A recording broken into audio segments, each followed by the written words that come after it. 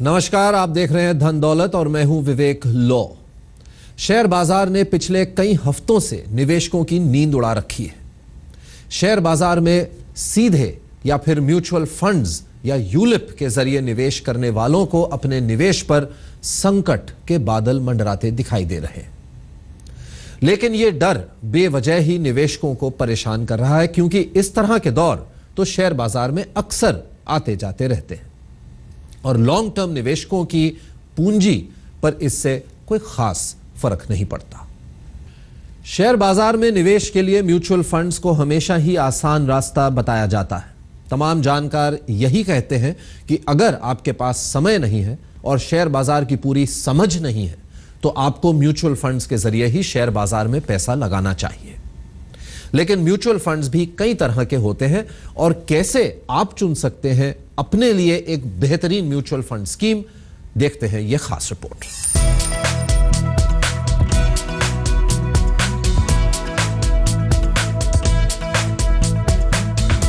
Share बाजार में हाल के दिनों में जबरदस्त उतार चढ़ाव देखने को मिला है।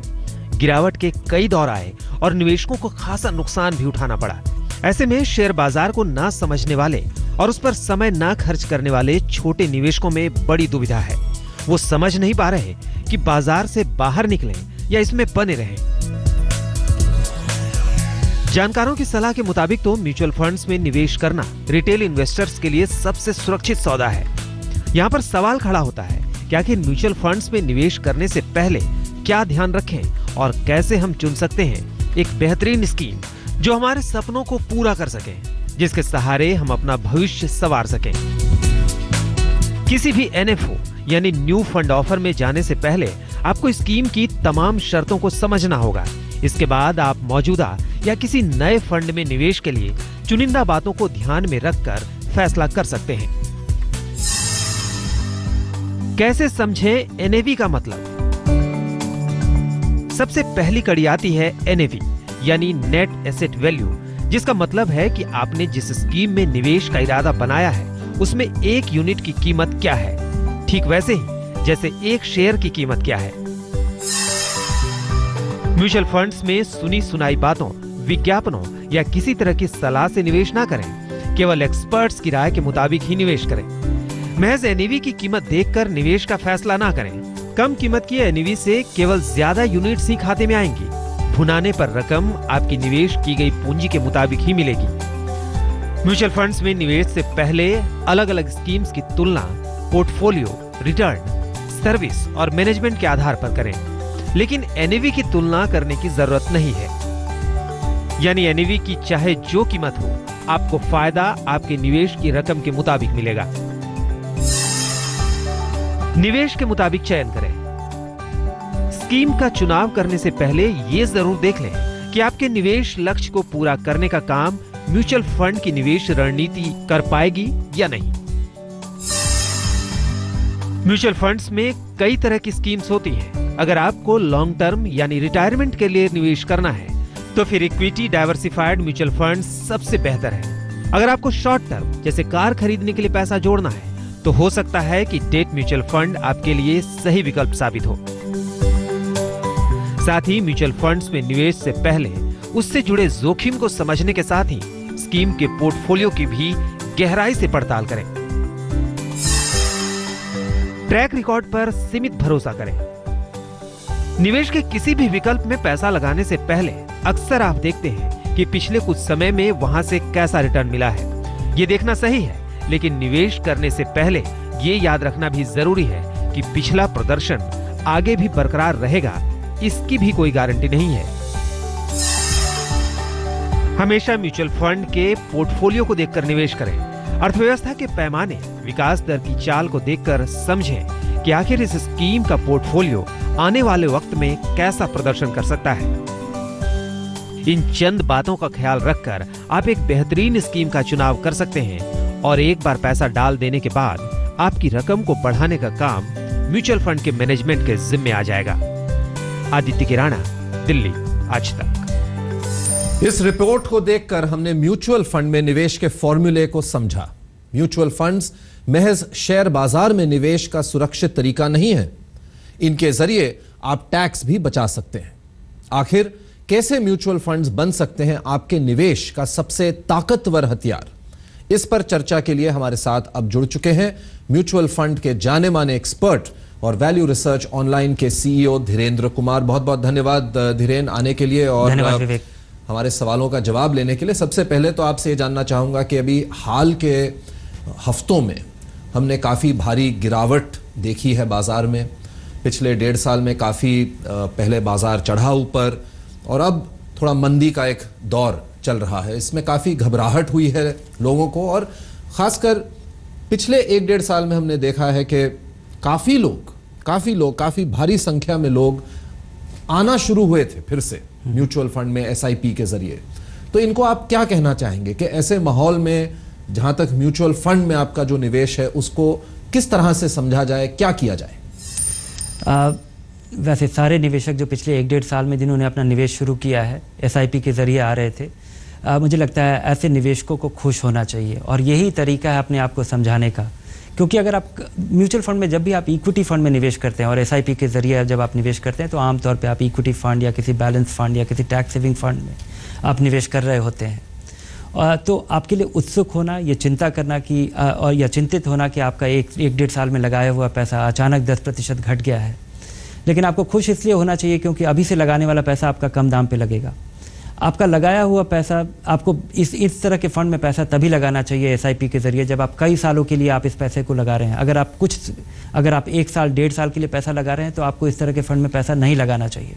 मैं आपसे ये जानना चाहूँगा क्योंकि आप कई सालों से इनकी एक स्क्रूटनी भी करते हैं, रैंकिंग भी करते हैं म्यूचुअल फंड्स की, तो मैं ये जानना चाहूँगा कि क्या ओवरऑल, हालांकि कोई स्कीम्स अच्छा करती हैं, कोई उतना अच्छा नहीं करती हैं, लेकिन अगर आप ओवरऑल एक पिक्चर दें हमारे दर्शकों को कि म्यूचुअल फंड्स अपने जो भी बेंचमार्क हैं, अगर आप मिड कैप ले रहे हैं तो जो डायरेक्टली अगर आपने निवेश इंडेक्स में किया होता या इसके बजाय आप किसी म्यूचुअल फंड के जरिए गए होते, क्या उनकी जो परफॉर्मेंस है ओवरऑल म्यूचुअल फंड की, क्या आप उससे आप खुश हैं? कि आपको लगता है कि ये जो हमारी थियोरी है कि खुद ना जाएं अगर आप में समझ नहीं है और म्यूचुअल फंड के जरिए जाए, क्या ये थ्योरी सही है? बिल्कुल सही है। मुझे लगता है कि जिस तरह से भारतीय निवेशक बाज़ार में पार्टिसिपेट करता है डायरेक्टली, जिस तरह से आप बाज़ार में खुद पैसा लगाते हैं, मुझे आज तक एक अमीर ट्रेडर दिखा नहीं है। पर मुझे ढेर सारे छोटे निवेशक जो कि अपने छोटी रकम से 5,000 रुपये 2,500 रुपये के मासिक निवेश से वो काफ़ी खुश होते हैं, काफ़ी अच्छा एक्यूमुलेट कर पाए। लेकिन इसी आपके प्रश्न में 2-3 सवाल है। एक कि क्या भारतीय म्यूचुअल फंड अपने बेंचमार्क को बीट कर पाते हैं? बिल्कुल कर पाते हैं, जिसके वजह से भारत में जो इंडेक्स फंड है वो प्रचलित नहीं हुए हैं। हमारे यहाँ अगर आप देखें कि वैसे सारे म्यूचुअल फंड जिनका 10 साल का ट्रैक रिकॉर्ड है, जिनका 15 साल का ट्रैक रिकॉर्ड है और जिनका 20 साल का ट्रैक रिकॉर्ड है, 20 साल वाले फंड जितने भी हैं उनमें से केवल 2 फंड ऐसे हैं, करीब ऐसे 28-30 फंड हैं, जिसमें से केवल 2 ऐसे फंड हैं जो कि इंडेक्स को बीट नहीं कर पाए हैं। अदरवाइज जो ये 28-30 फंड है उसमें से 90% फंड इंडेक्स को बीट कर पाए हैं और थोड़े मोड़े मार्जिन से नहीं, करीब 1.5 गुने 2 गुने मार्जिन से। पिछले 20 साल में इंडेक्स का रिटर्न करीब 16-16.5% रिटर्न रहा है, सालाना रिटर्न रहा है, और इन फंड्स का जो प्रदर्शन है वो 20-22% रहा है। तो ये अच्छा खासा मार्जिन है। अगर किसी भी 5 साल की अवधि में देखें तो अधिकतर हमारे इक्विटी फंड इंडेक्स को बीट कर पाते हैं। दूसरा, मुझे लगता है कि जिस तरह से निवेशक अपने छोटी रकम से सुविधाजनक तरीके से बाज़ार में पार्टिसिपेट कर पाता है, और ये जो ढेर तरीके के म्यूचुअल फंड है, मिड कैप फंड है, स्मॉल कैप फंड है, बहुत सारे सेक्टोरल फंड्स हैं, इनके बजाय मुझे लगता है कि निवेशकों को उस पर ध्यान देने के बजाय निवेशकों को अपनी ज़रूरत देखनी चाहिए कि आपकी ज़रूरत किससे पूरी हो जाती है। लंबे समय का पैसा है, मुझे लगता है आम निवेशकों की ज़रूरत एक बैलेंस फंड से, और अगर आप टैक्स पे करते हैं तो एक टैक्स सेविंग फंड से। आपके 1.5 लाख रुपए का सालाना निवेश, इससे अगर आपकी ज़रूरत पूरी हो जाती है तो आपको इससे आगे देखना ही नहीं चाहिए। म्यूचुअल फंड्स में निवेश का सबसे बड़ा फायदा है कि आप इसमें कभी भी पैसा लगा सकते हैं और कभी भी निकाल सकते हैं। इसमें महज 500 रुपए हर महीने लगाकर भी निवेश किया जा सकता है और इस तरह का निवेश कहलाता है एसआईपी। ये बात है तो सही, लेकिन अधूरी जानकारी और बिना रिसर्च किया गया निवेश यहां पर भी जोखिम का सबब बन जाता है। आज इसी मुद्दे पर चर्चा के लिए हमारे साथ मौजूद हैं वैल्यू रिसर्च ऑनलाइन के सीईओ धीरेन्द्र कुमार। आइए लेते हैं पहला सवाल। हमारे साथ शिमला से मौजूद हैं अर्जुन चौहान। चौहान साहब नमस्कार, कैसे हैं आप? जी ठीक है सर। मुझे तो लग रहा है कि मैं वहां आ जाऊं और आप यहां आ जाएं। जी यहाँ मौसम के हिसाब से बताइए, आपके पैसों का क्या हाल है, ठीक है? अब पैसे ठीक ही है सर, सरकारी क्षेत्र में है तो पैसे का मुझे फाइनेंशियल प्लानिंग के बारे में कुछ बात करनी थी कि मैं ठीक जा रहा हूँ या नहीं। जी पूछिए अपना सवाल, क्या है आपका सवाल? जी मेरा सवाल ये है कि मेरी एक छोटी फैमिली है, 2 बेटे हैं, 16 और 13 साल के, वाइफ और मदर है 68 ईयर। मैं पेंशनर जॉब करता हूँ गवर्नमेंट ऑफ इंडिया में। मेरा इनकम मंथली है 60,000 और मेरा जीपीएफ कटता है 20,000 रुपए। रिटायरमेंट के बाद पेंशन एश्योर्ड है तो मैंने टर्म इंश्योरेंस लिया है 50 लाख का और बाकी मेरे जीवन बीमा के साथ भी है 2-4 लाख के है मेरे इंश्योरेंस।